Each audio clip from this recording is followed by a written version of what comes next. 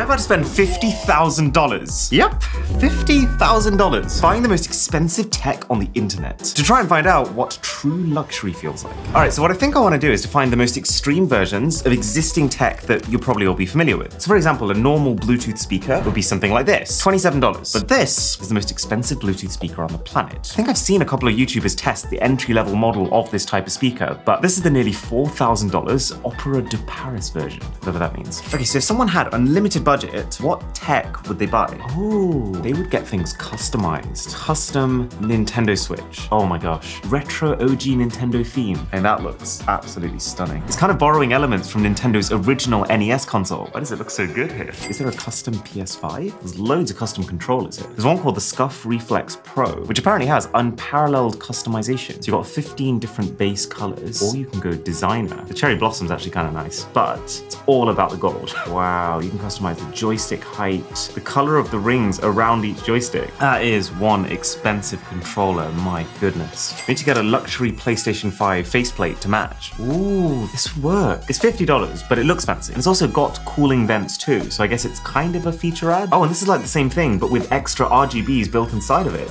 This is how you get my attention. So really, we're already like 70% of the way there to building the ultimate luxury gaming setup. We need a really good screen to top the whole thing off. So LG's flagship TV right now, like the best of the best you can get, is their 97-inch G2 Gallery Edition, £25,000. Technically that is in budget, but it's not what I want to be spending the budget on. Like TV prices tend to drop very quickly. I have just had an idea. Okay, so my parents have a cinema room in their basement, and it's currently being powered by a $1,000 or so projector. If we swap that out for the most ridiculous projector that they would never even consider buying on their own, that would actually be such a good gift. Wow. I mean, at the very, very highest end, projectors are not cheaper than TVs, but you're not constrained to a fixed size. Like it seems like a lot of these super, super high-end projectors, they can do like 200 inches, no problem. So you got some for $500, you got some for like $1,200. I mean, all of the guides point towards this one projector being the one to go for. That's so much to spend on one thing. That's literally like buying a car. Okay, all right, fine, let's do it. You only get one set of parents. So I'll buy this, I'll set this up in my parents' basement, and I will surprise them with it. That's gonna be insane. Oh, we also need the most expensive chair to sit on. Okay, this is the kind of thing I'm looking for. I want something that doesn't have like a hard skeleton to it that you can just kind of sink into. So what's the highest end version of that we can get? Behold the Squidger. I think we found the one. That really appeals to me. The Squidger is $1,000. I wonder if there's people on Etsy who specifically make like elite level keyboards, because the DIY keyboard scene is actually quite massive. And you can go to the absolute extreme when making a keyboard. A wooden keyboard made for people who love the feel of typing on natural wood. What about the mouse? So apparently this is basically as high end as you can get. The Razer Viper Mini Signature Edition. It doesn't look like anything spectacular. Let's just trust what the internet says and try it. How much do you think a desk lamp should cost? So it turns out Dyson makes a desk light and it is $700. It says it transforms your space. How though? It's a light. We all know there's only one way to find out. Okay, so just putting the setup and stuff aside, what about the general luxury lifestyle? Oh, we could try and find the best phone case. I feel like a lot of luxury accessories will just basically slap 24 karat gold onto it and just call it a day. But this is actually tastefully done. It's something I'd probably use. Can we give our MacBook the same treatment? Okay, this is nice. It looks like a combination of both leather and gold. Slightly scared to search this, but what about luxury men's clothing? What is that? That's not a cardigan. Oh, but trainers is interesting because you can get shoes now that lace themselves. You can get shoes that wirelessly charge. Oh, wow. These are like the kind of shoes that I would have dreamt of wearing as a kid. These are over $1,000. It doesn't even look like something from this planet. I really can't tell if these are gonna look incredible or terrible when I put them on. App-enabled, tint-changing smart sunglasses with built-in audio. I know what would finish this off perfectly. Let's get a few really high-end kitchen gadgets. There is a waffle maker here for $500. Best knives on the planet. $3,500 for 3 knives. They've got 33 layers of metal apparently. It better be able to cut for us for that price. Hey, what is this? So I'm on a shoe site called Zellerfeld, and they're saying they're going to 3D print your shoes specifically for your feet. So every single pair of trainers is completely one of a kind. Okay, so you pick like a base design, select a size, how wide and how snug you want the fit. So let's go medium. Okay, order placed. Let's fast forward a month and see what arrives. There is $50,000 worth of tech on this bed right now. This is about to be every tech lover's fantasy. So, let's go from least expensive to most expensive. Only thing is, I don't know what time my dad is going to come today, so I need to make sure this projector is at least somewhat ready so that we can surprise him with it. All right, so now that's ready, let's start with the accessories. Is $80 worth it to bling out your PS5? So from a distance, everything looks fantastic. The LEDs, the gold, it's incredibly lush. And based on the aesthetics alone, I think if you ask most people how much this glow-up cost, they'd probably say at least $80. But then when you actually touch it, it is all plastic everywhere. And the listing is kind of misleading about the fact that you then have trailing cables out the back to power the LEDs. We'll keep building on this gaming room as we unbox more tech. Oh wow, okay. I can't believe all of this is for a smartphone case. Even the inner box is made of wood. And, oh my gosh, there's more. This is actually kind of excessive. Boy, does it make an impression. Oh, this is nice. It's got a really soft felt-like interior and a really smooth but at the same time grippy leather-like finish on the back. And it's just tastefully done. I do feel like the beauty may only be skin deep. It's creakier than my knees. I love how that's an insult to the case. So for $120 then, the laptop skin comes in a bag. I mean, it looks fantastic at a distance, but up close, this is just flimsy plastic. This is definitely one of the major risks when you're specifically shopping for luxury things. It's just really hard to tell when something's actually being built for the price being charged, or if someone's just seizing the opportunity to repurpose a $3 case from China. Ugh, this is not great. I mean, the plus side is from a distance, it's nice, it looks like leather and gold and it's fancy, and it does cover up all the fingerprints and the smudges that I had previously on my laptop. But I mean, it doesn't fit properly, like it's kind of coming off at the bottom here. And also the extra weight the case adds, you can tell that Apple hasn't really factored it into their design because beyond a certain point, it just closes by itself now. The Razer Viper Mini, which I think is actually the most I've ever spent on a mouse. Wait, what the? This is a nicer box than my engagement ring came in.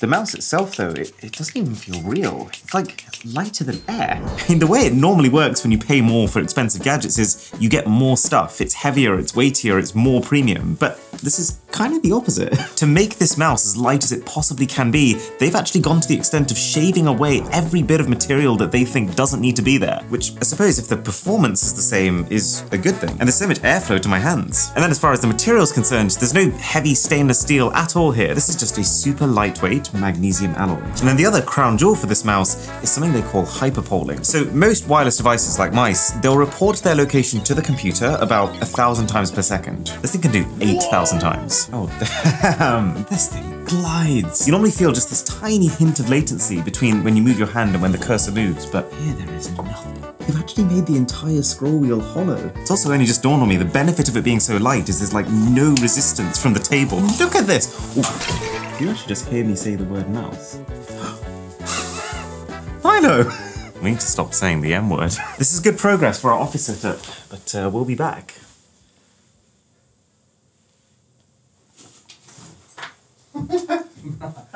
Now, I am a bit of a sucker for sunglasses. I'm that guy who on holiday actually will buy one of those $3 Ray-Ban glasses someone sells you on the beach. But see, these are not $3 glasses. These are not $30 glasses. These are $300 sunglasses. But what's really exciting about these is that they're not just expensive because they have a fancy brand name attached to them. They're expensive because they have built-in audio as well as self-tinting electrochromic lenses. Oh wow, so you can see tiny slits for the speakers on either side. I'm assuming they're going to fire directly into my ears. Ah, it's pretty tinny sounding. You can tell it's coming from a really tiny little speaker unit and there's like no bass at all. I mean, it is so cool that a pair of sunglasses even come with the option, but I wouldn't use it. There's also a lot of sound leakage. Like, I can still hear it even when I take them off and hold them like this. But the audio is kind of a secondary feature. The main thing these things advertise themselves as is self-tinting. So, there's an application. Obviously, you can go into your sunglasses settings and adjust your tint level. Can you see my eyes right now?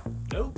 Wow, so I'm completely incognito. This is a proper like Men in Black out of a movie gadget. So you've got fully light, fully dark. Then you can also create presets if you want a very specific setting. This is a slightly strange concept though. I'm just imagining being in a conversation with someone and the sun suddenly comes out and you're there like trying to fiddle with your sunglass tint level. Plus, now you've just got one extra gadget's battery to worry about. I am actually really confused right now. So the way this company is described to work is you order, they then email you a link to install their app, which lets you 3D scan your feet so that they can and print the shoe to match those dimensions. But I never got that email. I did just find out there's a lot of data of my feet on the internet right now. Surely not. I just kept waiting and waiting for an email from them until eventually I got one that said, package shipped. So I am genuinely confused as to what exactly has arrived. I know that if you're really into sneakers, shoes can quite easily get more expensive than the $350 this cost, but it's not cheap. My current experience with most things that are 3D printed is that they are pretty rough around the edges. Oh my God, what is this? Doesn't look great. And you know what? You can see all the classic hallmarks of a 3D printed product, like all the kind of classic loose threads that come with it. It's so intricate, wow. But then on the other foot, I guess it just would have been nice to have some color variety or like some textural variation. But I guess the most important thing is, how do they feel? This is actually kind of surprising. That feels fantastic. Now I'm even more confused. Did they actually 3D print these to my feet without me giving them my feet details? This is the first time I felt a glove-like feeling for my toes. Do you know what? I'm keeping these. They actually kind of feel like high-definition Crocs.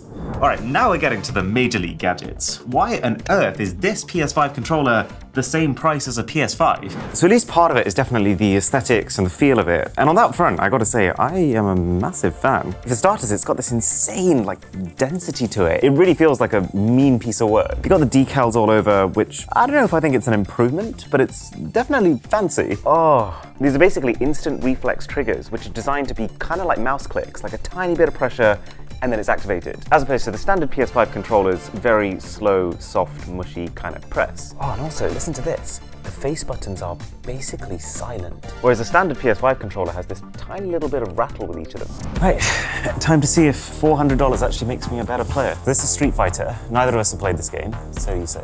Well, yeah, it's brand new, right? It's just come out, you've only had 2 days. So question for you, how do you feel holding the normal controller? It's better than the PS4 one, obviously, but I don't feel like I've got an advantage in any meaningful way. So I'm hoping my extra clicky short travel buttons are going to help me out with response time here. Oh no, he's smashing it. So far, luxury is not buying me skill. One of the main features of this controller is meant to be the fact that the buttons are kind of silent, but I suppose in the heat of a battle, that's not really something that's going to matter to you.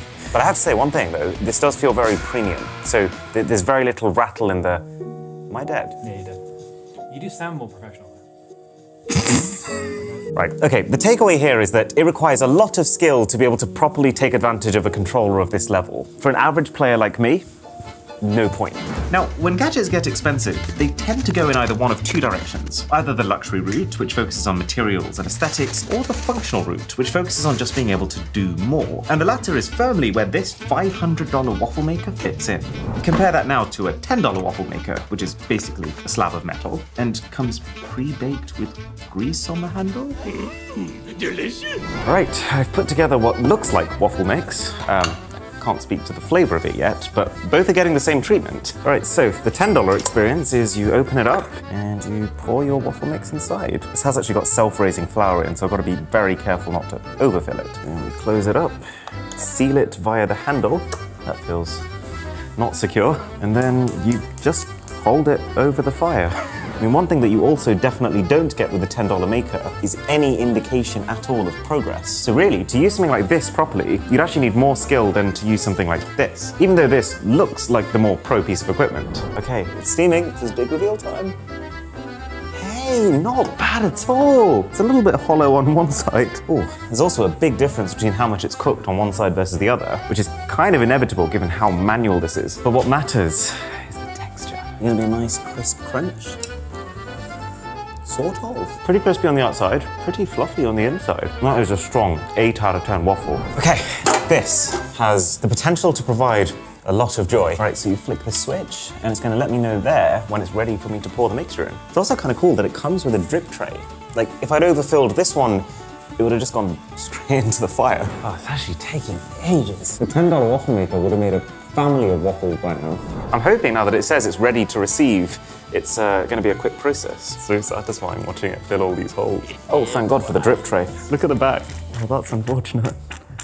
Lots of steamy action here. I'm assuming this thing's actually going to... Oh. Is that the waffle crying out for help? What the... I'm so conflicted because it smells incredible and it's farting out the back. There's actually water dripping out the back. When you go for a 2, sometimes the 1 comes out. Oh, okay. I mean, the inside looks a lot better than the outside. It looks so intricately designed. Clearly, $500 ups the presentation factor. It's fairly evenly cooked on both sides, but not exactly. Is it going to taste better? Can you tell I'm hungry? Whoa. Look at that. Can you see the difference in the texture of the crunchy base and the really soft interior? I was skeptical, I have to say, but every single one of these pockets is a joyous culinary experience. And aside from having the potential to be a little messier, it at least is a very idiot-proof experience. Just stick some blueberries on it. A nice homemade blue waffle. Custom switch. There's no custom packaging for this, but that makes sense. I mean, whoever's made this has bought a new switch, customized it, and placed it back in the box it came in. I mean, the key thing that I'm curious about here is the quality of the finish. Because with all this stuff on Etsy, you have this entire spectrum, all the way from, yeah, this was clearly made using someone's $80 3D printer that sits in the cupboard under the stairs, all the way to genuinely spectacular pieces of art. And I'm not gonna lie, this is definitely falling closer towards the latter part of that. The custom buttons, they're not made of metal like they look, they are still plastic, but they feel fantastic. I just love the way that two-tone, two-texture finishes look like this. I think the contrast between the matte finish on the controllers in the back of the Switch and the glossy finish of all the buttons, it's so striking. And I think I appreciate it more now knowing how hard it actually is to customize the Switch. As you'll know if you saw that YouTube short I posted a couple of weeks ago. But I guess the thing that actually completes the look is this dock over here.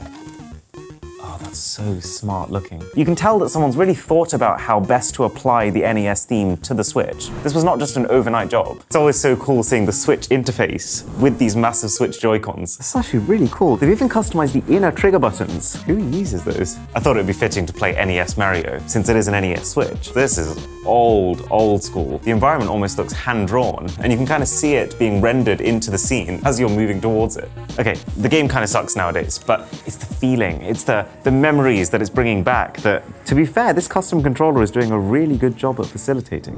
Holy moly, this is the most intense looking desk lamp I've seen in my life. But to be honest, it's also still not very clear what makes it so special and so valuable.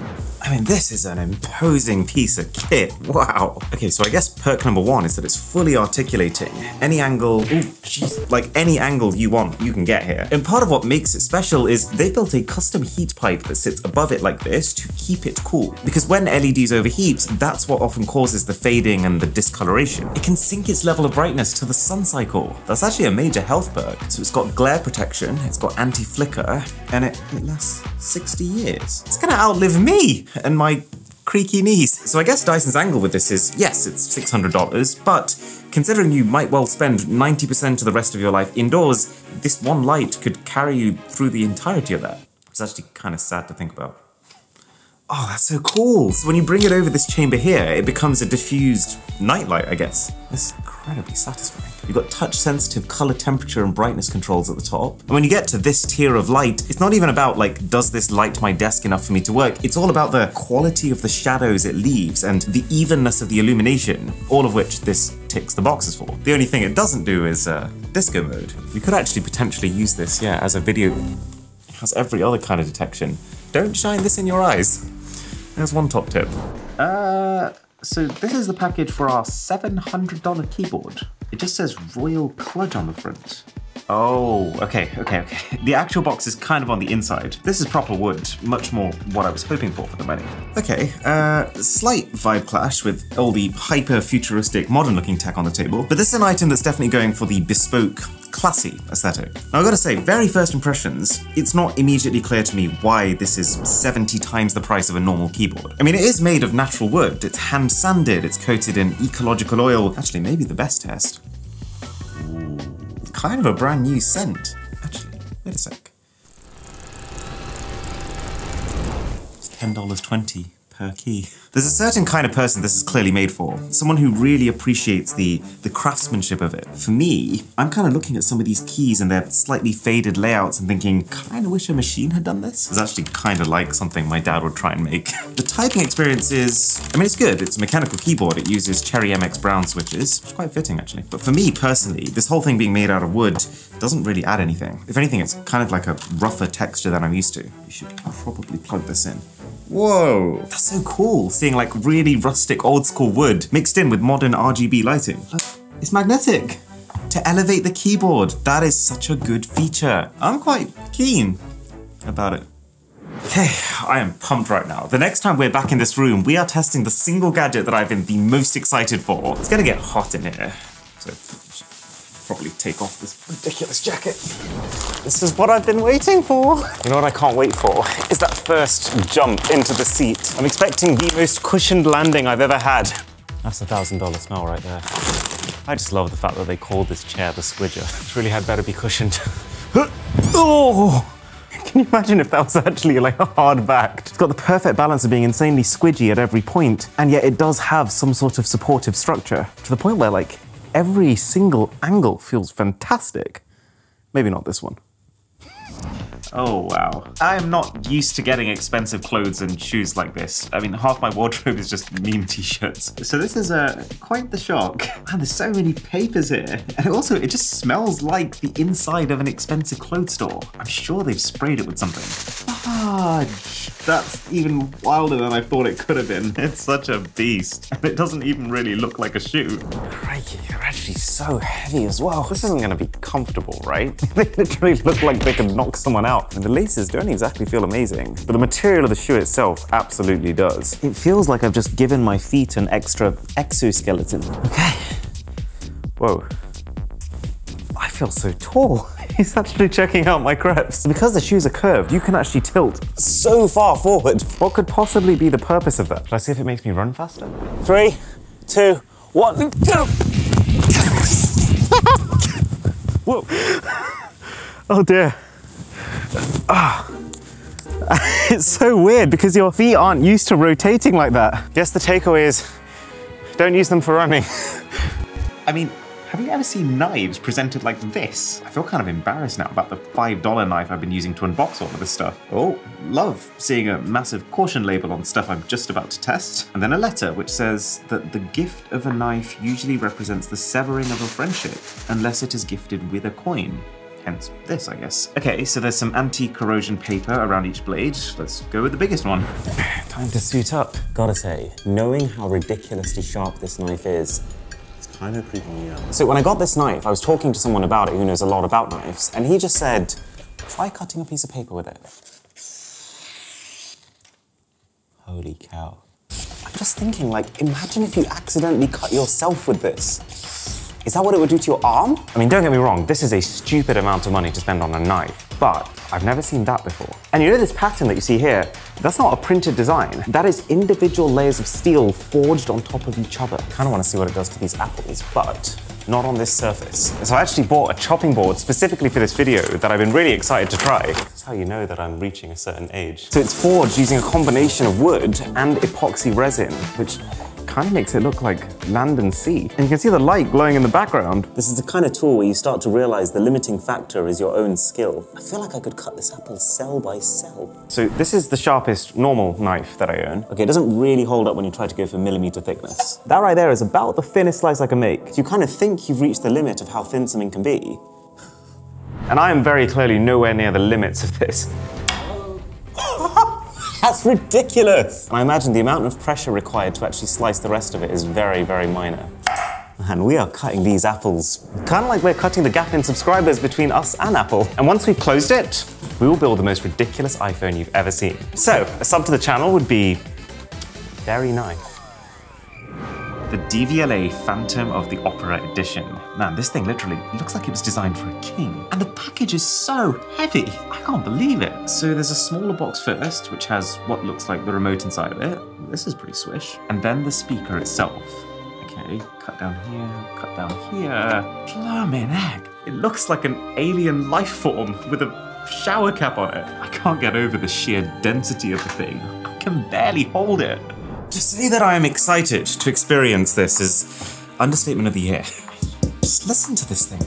If the sound that comes out of it is disappointing, then I guess I'll just use it as a drum kit. To give you an idea, I actually a while ago managed to get a fake version of one of these from wish.com. This speaker right here has 10 watts of power. The actual Opera du Paris Phantom is 1100. Not to mention that it has 1400 custom parts made of aluminium, titanium, and even real gold, all firing together to create what they're describing as implosive sound.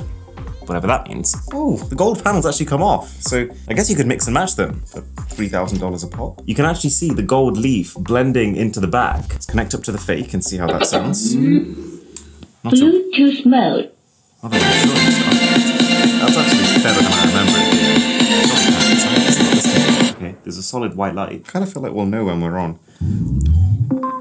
That was tantalizing. Wanna feel passion for something or someone that makes my world turn upside down. Never in my life experienced space like that. I like it so much. That's on 0% bass. Let's go maximum. This is not a speaker. This is a weapon. Genuinely concerned about the structural integrity of this building. There's a playlist called Ultra Bass Boosted.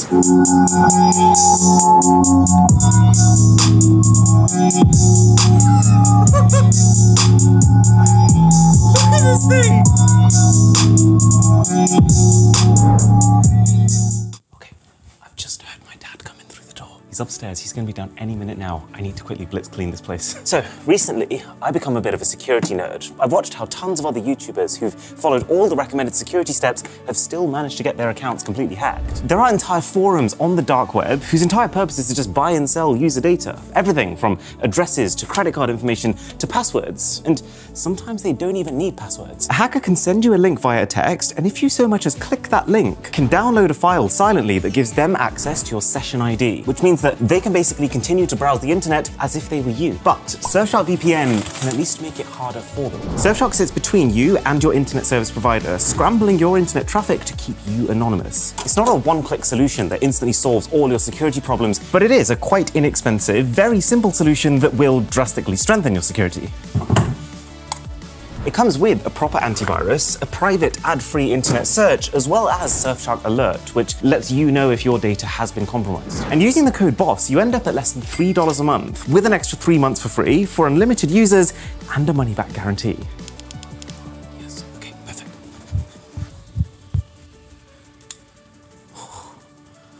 Holy cow.